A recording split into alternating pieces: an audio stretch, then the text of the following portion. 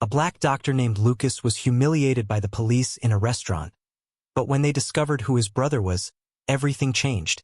In the heart of Atlanta, United States, Dr. Lucas W., a distinguished black doctor, faced a humiliating encounter that would trigger a storm of justice. While celebrating a medical breakthrough at the luxury restaurant Lolly, Lucas was confronted by two police officers who questioned his presence. Unbeknownst to them, Lucas was the brother of Thomas W., a beloved civil rights attorney. What followed led to a resounding trial across the city. Lolly, known for its luxurious environment and high-profile clientele, was bustling that night with lawyers, doctors, and businesspeople. Dr. Lucas W., a prominent 32-year-old physician, was there to celebrate an innovative achievement in his medical career with his colleagues. His presence lit up the room, reflecting success and confidence. "Lucas, that was an incredible presentation today. You really outdid yourself," remarked Dr. Amanda Hayrace, a close colleague, raising her glass for a toast. Lucas thanked Amanda. "It's been a long journey, but we overcame it together," he replied, clinking glasses. The atmosphere was jubilant, filled with laughter and lively conversations about the hard-earned success. Suddenly, the festive mood took a turn when two police officers entered the restaurant. Their imposing presence and stern expressions immediately drew attention as they approached Lucas's table, interrupting the celebration. A police officer brusquely asked Lucas to show his ID. "What's the problem, officer?" Lucas asked, trying to stay calm despite the sudden confrontation. "We're just doing our job, sir. Please show your ID," insisted the officer with an authoritative and inflexible tone. Lucas, feeling a chill run down his spine, handed over his ID, which the officer examined with a disdainful look. "Dr. Lucas W., is it?" said the officer, returning the ID with an ironic smile. "Do you think your title gives you the right to be here?"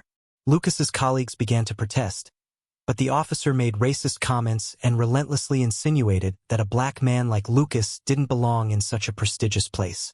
The restaurant manager tried to intervene, but the officers dismissed him, further aggravating Lucas's humiliation.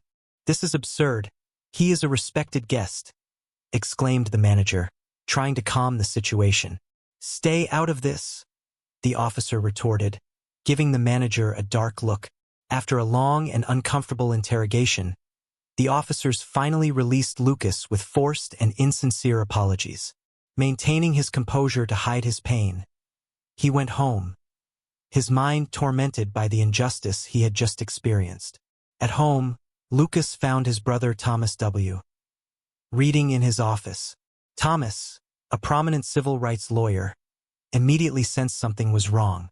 "Lucas, what happened?" Thomas asked, concern etched on his face. "I was humiliated tonight," Lucas replied, his voice trembling.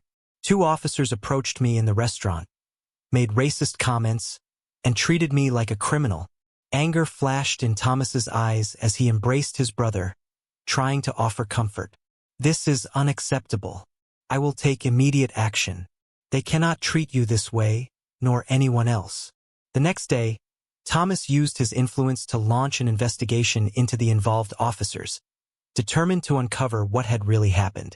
He began examining cases related to the officers, looking for signs of misconduct. Meanwhile, Lucas and his colleague Amanda Riss decided to conduct their own investigation. They analyzed documents and records, revealing a pattern of evidence tampering and abusive behavior. "Look at this," Lucas said to Amanda, pointing to a case file. "This case shows altered witness statements. I'm sure those officers were involved."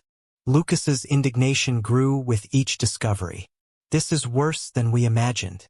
We need to make this public." With the help of investigative journalists, Lucas and Amanda began bringing their findings to light. The city was in turmoil, and the media started investigating the officers' backgrounds, uncovering a pattern of abuse and corruption. The officers, feeling the pressure, tried to intimidate Lucas and Amanda, following them and making veiled threats. But Lucas refused to back down. "We can't let this corruption continue. We need justice, not just for me, but for everyone who has been victimized." Community support began to swell. Civil rights groups joined Lucas in protests and in pressing for a broader investigation. The city was divided between those who supported the police and those who demanded urgent reform. "We're with you, Lucas," chanted the protesters outside the courthouse. Thomas, for his part, faced his own dilemma. As he reviewed old cases, he found more and more evidence that he had unknowingly convicted people based on fabricated evidence. The burden of responsibility weighed heavily on him, but he knew he had to do the right thing. "We need to review all these cases," said Lucas with determination. "We can't let these injustices continue." "You're right, Lucas," Thomas replied with a resolute look. "Let's expose the truth, no matter the cost." Tension peaked when a public hearing was scheduled to discuss the officer's conduct and Lucas's findings. The courtroom was packed, the entire city watching closely. Lucas, standing before the court, gave an emotional testimony. He spoke about the incident at the restaurant, his investigations, and the evidence he had uncovered. Each word was laden with emotion, highlighting the impact of racism and corruption in the justice system. "Here is the evidence," declared Lucas, presenting documents and recordings. "These officers falsified evidence to secure quick convictions. They betrayed public trust and used their power to oppress rather than protect." Under pressure, one of the involved officers confessed. He revealed that they were following orders from their superiors to secure convictions, uncovering a corruption scheme that went far beyond what anyone had imagined. The city was in shock. Thomas, overwhelmed with emotion, gave a powerful speech about justice and accountability. "We must correct these wrongs and ensure our system is fair for everyone. We cannot allow corruption to destroy the integrity of our judicial system." The city, once divided, began to unite around the reforms. Several high-ranking officials were dismissed. Lucas, Amanda, and Thomas worked tirelessly to help the victims of the scheme obtain justice. Lucas, now a recognized and respected figure, launched a non-profit organization to provide legal assistance to the wronged.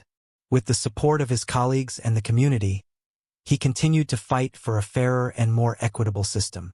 The city, transformed by Lucas's courage and relentless pursuit of truth, looked to the future with hope. His story was not just about justice, but about resilience and the importance of never giving up the fight for a better world. If you enjoyed the story, be sure to click the like button, subscribe, and share the story with someone else. You can also enjoy the story that appears on your screen now.